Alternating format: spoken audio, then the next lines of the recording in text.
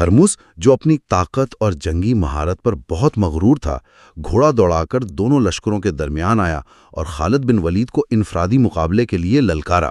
دوسری طرف خالد بن ولید تھے جن کی عمر اس وقت 48 سال تھی، لیکن ان کا تجربہ بے مثال تھا۔ انہوں نے چیلنج قبول کیا اور میدان میں ہرمز کے سامنے جا کھڑے ہوئے۔ ذرا تصور کریں کہ آپ ایک سپاہی ہیں، آپ کا سپہ سالار فتح کو یقینی بنانے کے لیے آپ کو اور آپ کے 9 ساتھیوں کو ایک ساتھ زنجیروں میں باندھنے کا حکم دیتا ہے۔ کوئی پسپائی نہیں، کوئی فرار نہیں۔ یہ کوئی محاورہ نہیں بلکہ تاریخ کی ایک عجیب و غریب حقیقت ہے جس نے ایک جنگ کو جنگ سلاسل یعنی زنجیروں کی جنگ کا نام دیا۔ آج ہم ذرائع کی گہرائی میں اتر کر اس حکمت عملی، اس کے پیچھے چھپے تکبر اور اس مایوسی کو سمجھنے کی کوشش کریں گے جو تاریخ کے انوکھے ترین جنگی فیصلوں میں سے ایک کا باعث بنی۔ اور یہ فیصلہ جنگ کے آغاز سے پہلے ہی ہو چکا تھا۔ کہانی کا آغاز ہوتا ہے فارس کے سپہ سالار ہرمز سے۔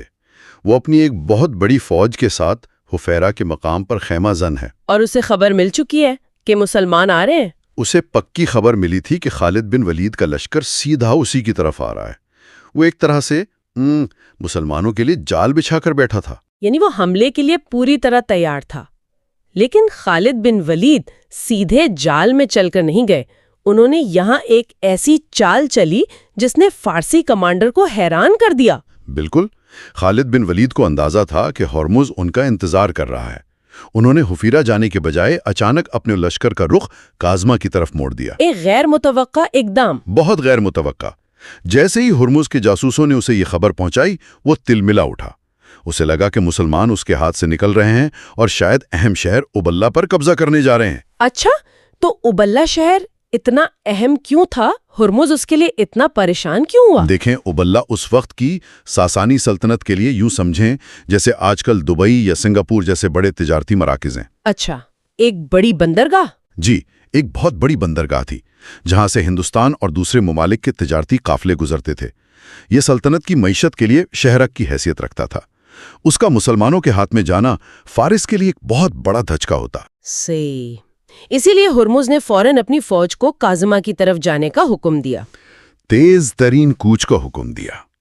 وہ مسلمانوں سے پہلے وہاں پہنچ کر انہیں روکنا چاہتا تھا۔ یہیں پر دونوں لشکروں کے درمیان ایک بنیادی فرق واضح ہو جاتا ہے۔ ایک طرف بھاری بھرکم فارسی فوج، دوسری طرف ہلکے پھلکے عرب سپاہی۔ یہ تو رفتار کا مقابلہ بن گیا ہوگا نا؟ یہی اس جنگ کا پہلا اہم موڑ تھا۔ فارسی فوج بھاری زرے بختر، لوہے کے خود اور لمبے نیزوں سے لیس تھی، اور وہ پہلے ہی ایک لمبا سفر کر چکے تھے۔ جی، وہ پہلے کاظمہ سے حفیرہ گئے تھے اور اب انہیں دوبارہ اسی راستے پر واپس بھاگنا پڑ رہا تھا۔ اس کے برعکس مسلمانوں کا لشکر صحرائی جنگ کے لیے بہترین تھا۔ ان کے سپاہی ہلکے تھے، ان کے پاس اونٹوں اور گھوڑوں کی کثرت تھی، اور وہ صحرا کی گرمی اور طویل سفر کے عادی تھے۔ تو نتیجہ تو ظاہر ہے۔ نتیجہ یہ نکلا کہ جب ہرمز کی تھکی ہاری فوج کاظمہ پہنچی تو ان کا آدھا دم سفر میں ہی نکل چکا تھا۔ وہ لڑنے سے پہلے ہی تھکاوٹ سے چور تھے۔ تو خالد بن ولید نے اس تھکاوٹ کا بھرپور فائدہ اٹھایا ہوگا۔ انہوں نے پہنچتے ہی اپنی پوزیشن سنبھال لی ہوگی۔ فوراً انہوں نے اپنی فوج کو کلاسیکی عرب جنگی ترتیب میں منظم کیا۔ لشکر کو 3 حصوں میں تقسیم کیا۔ قلب یعنی مرکز کی کمان انہوں نے خود سنبھالی، اور دائیں بائیں بازو؟ میمنہ یعنی دائیں بازو پر عاصم بن عمر کو مقرر کیا، اور میسرہ یعنی بائیں بازو کی کمان مشہور سردار عدی بن حاتم کو سونپی۔ وہ جنگ کے لیے تازہ دم اور تیار تھے۔ اور ہرمز، وہ اپنی تھکی ہوئی فوج کے ساتھ کیا کر رہا تھا؟ ہرمز نے بھی اپنی فوج کو 3 حصوں میں تقسیم کیا۔ مرکز میں وہ خود کھڑا ہوا اور دائیں بائیں پہلوؤں کی کمان شاہی خاندان کے 2 شہزادوں قباز اور انوش جان کے حوالے کی۔ تو اس نے ایک دفاعی پوزیشن لی؟ جی، اس نے اپنی فوج کو اس طرح کھڑا کیا کہ کاظمہ شہر ان کی پشت پر آ گیا تاکہ پیچھے سے حملے کا کوئی خطرہ نہ رہے۔ اس کا اصل منصوبہ خالد بن ولید کو ذاتی طور پر نشانہ بنانا تھا۔ اسے لگا کہ اگر سپہ سالار مارا گیا تو فوج خود ہی بکھر جائے گی۔ بالکل، اسے لگتا تھا کہ یہ لشکر خود بخود تتر بتر ہو جائے گا۔ یہاں تک تو سب سمجھ میں آتا ہے، فوجیں آمنے سامنے ہیں، لیکن پھر ہرمز ایک ایسا حکم دیتا ہے جو میری سمجھ سے باہر ہے۔ زنجیریں؟ فوج کو زنجیروں سے باندھنے کا کیا مطلب ہوا؟ یہ تو خودکشی کے مترادف لگتا ہے۔ آج کے دور سے دیکھیں تو یہ واقعی ایک عجیب فیصلہ لگتا ہے۔ लेकिन उस वक्त हरमूज के जहन में इसकी एक ठोस वजह थी। उसने 10-10 सिपाहियों की टोलियों को एक दूसरे के साथ लंबी जंजीरों से बांधने का हुक्म दिया। मतलब उनके दरमियान कुछ फासला होता था लड़ने के लिए? हाँ, इतना फासला रखा जाता था कि वो तलवार और नेजा चला सकें। उसके पीछे 2 बड़ी हिकमतें अमलियां थीं। वो क्या थी? पहली और सबसे अहम वजह ये थी कि कोई सिपाही मैदान से भाग ना सके। ये एक तरह से अपनी फौज को ये पैगाम देना था कि लड़ो या मरो, वापसी का कोई रास्ता नहीं। हौसला बढ़ाने की एक इंतहाई शक्ल। जी, और दूसरी वजह थी मुसलमानों के घुड़सवारों का तोड़ करना। अरब अपने तेज रफ्तार घुड़सवारों के हमलों के लिए मशहूर थे। हुर्मुस का मंसूबा था कि जब घुड़सवार हमला करेंगे तो फारसी प्यादे ये जंजीरें आगे कर देंगे, घोड़े उनमें उलझकर गिर जाएंगे और सवार आसानी से मारे जाएंगे। अच्छा, यानी एक इंसानी दीवार बनाने के मुतरादिफ था। बिल्कुल, ये बेवक्त नफसियाती और दिफाई चाल थी। लेकिन इसका नुकसान तो साफ जाहिर है। अगर एक भी सिपाही गिरा तो वो बाकी 9 को भी अपने साथ ले डूबेगा। बिल्कुल, यही इसका सबसे बड़ा और मोहलिक नुक्स था।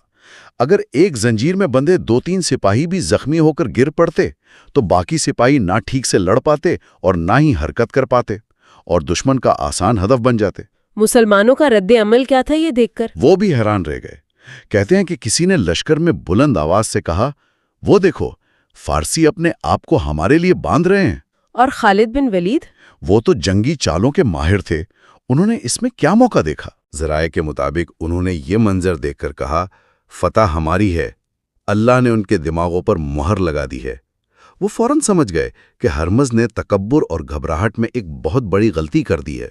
यानी जो फौज पहले ही थकी हुई है उसे जंजीरों में जकड़ने का मतलब है कि उनकी हरकत की सलाहियत ही खत्म कर दी गई है। तकरीबन खत्म हो गई है। अब वो एक जगह खड़े रहकर लड़ तो सकते हैं, लेकिन पैंतरा नहीं बदल सकते, पीछे नहीं हट सकते और ना ही तेजी से आगे बढ़ सकते हैं। और फिर जंग का आगाज हुआ। इस जमाने के दस्तूर के मुताबिक सबसे पहले सालारों का मुकाबला होता था। जी हाँ, हरमुस जो अपनी ताकत और जंगी महारत पर बहुत मगरूर था, घोड़ा दौड़ाकर दोनों लश्करों के दरमियान आया और खालिद बिन वलीद को इनफरादी मुकाबले के लिए ललकारा। हरमुस कोई मामूली जंगजू नहीं था, वो फारस के सबसे बेहतरीन और तजुर्बाकार जर्नैलों में से एक था। दूसरी तरफ खालिद बिन वलीद थे, जिनकी उम्र उस वक्त 48 साल थी, लेकिन उनका तजर्बा बेमिसाल था। उन्होंने चैलेंज कबूल किया और मैदान में हुर्मुस के सामने जा खड़े हुए। पहले दोनों के दरमियान तलवारों का मुकाबला हुआ।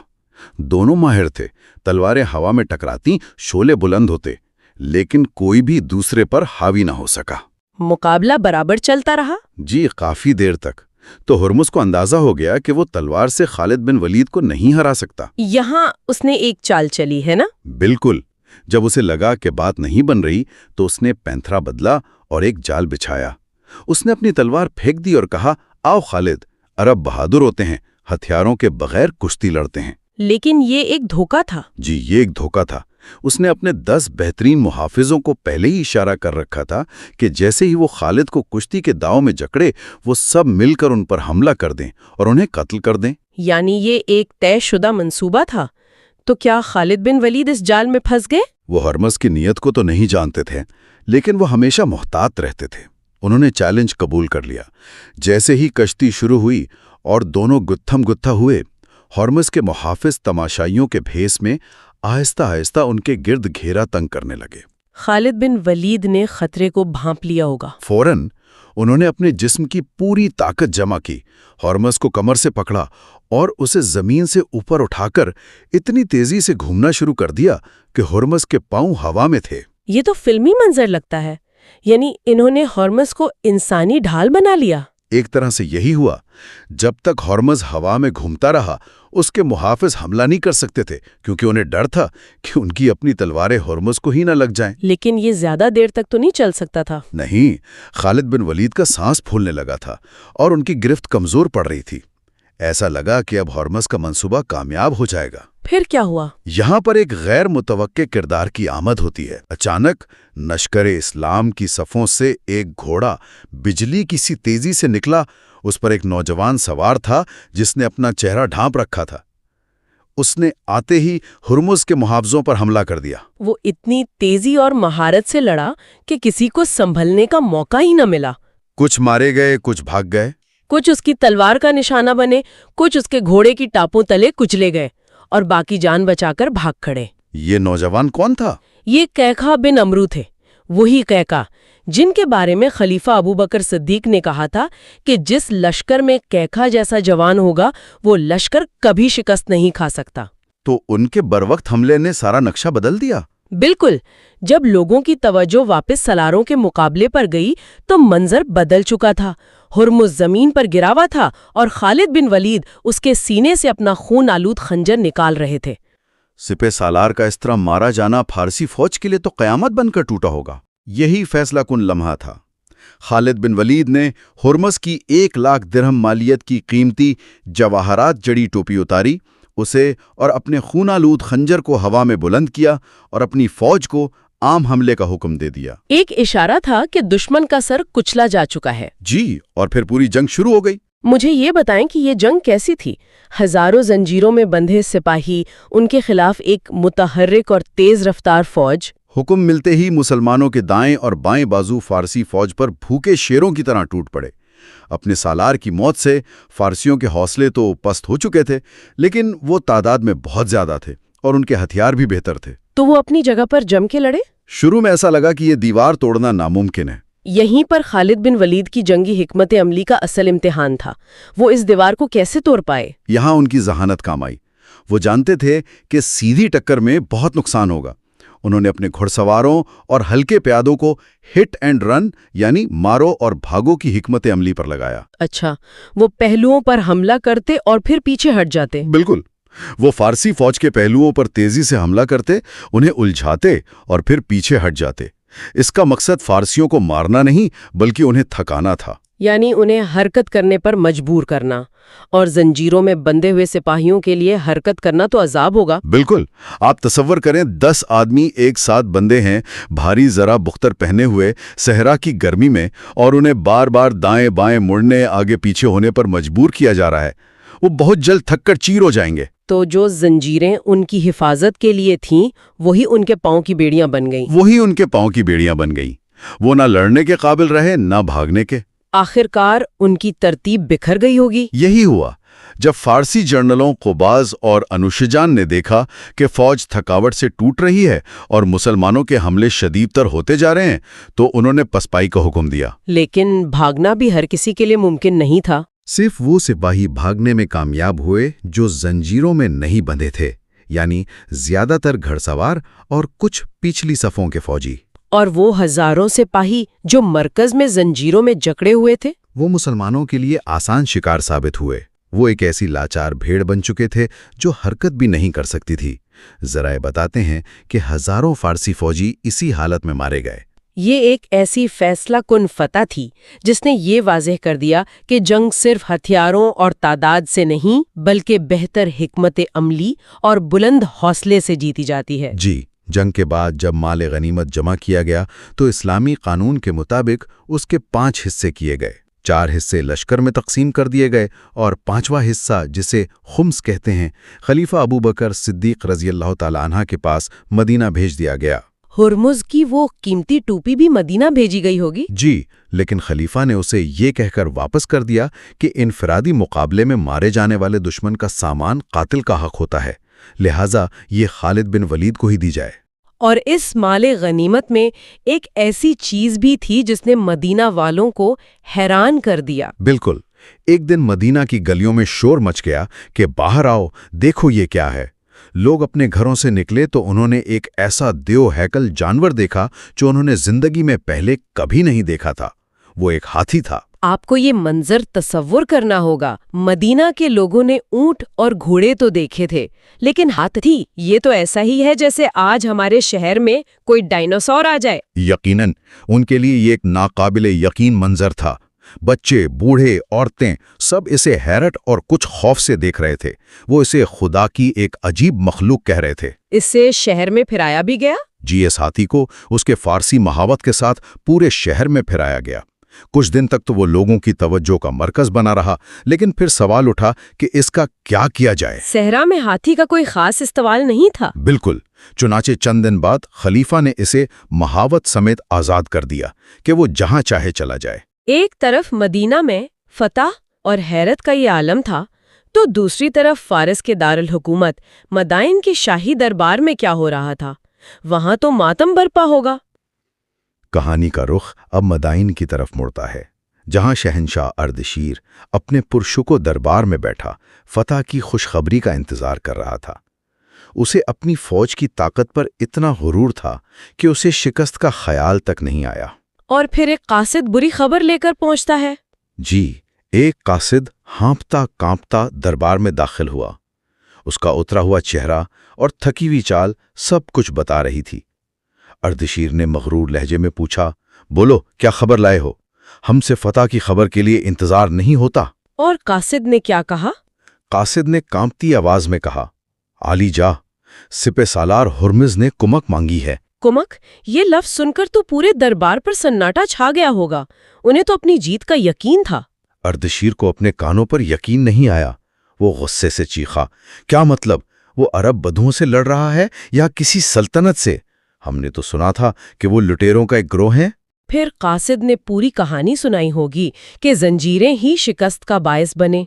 जी, उसने हिम्मत करके पूरी कहानी सुनाई कि किस तरह हुर्मुज ने फौज को जंजीरों में बांधा और यही जंजीरें उनकी शिकस्त और तबाही का बायस बने। ये सुनकर अर्दशीर का गुस्सा आसमान पर पहुंच गया और उसने फौरन एक और जर्नैल को तलब किया। उसने फौरन अपने सबसे काबिल और तजर्बाकार जर्नैल कारन बिन करियास को तलब किया। कारन को भी हुर्मुज की तरह 1,00,000 दरहम का आदमी कहा जाता था, यानी उसकी हैसियत उतनी ही थी। तो कारन ने सूरत हाल की संगीनी को समझा होगा। वो हुर्मुज की तरह मगरूर नहीं था। नहीं, वो एक हकीकत पसंद जर्नैल था।